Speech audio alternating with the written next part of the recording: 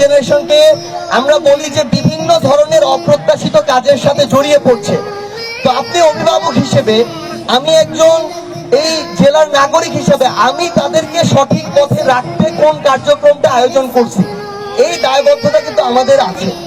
সেই জায়গা থেকে আমরা একটা নন পলিটিক্যাল প্ল্যাটফর্ম পঞ্চগড়ের এই ইয়াং জেনারেশন যারা আছে, আমাদের সিনিয়র ব্যাচমেট জুনিয়র মিলে আজকে থেকে আমরা তৈরি করতে যাচ্ছি বা শুরু করেছি।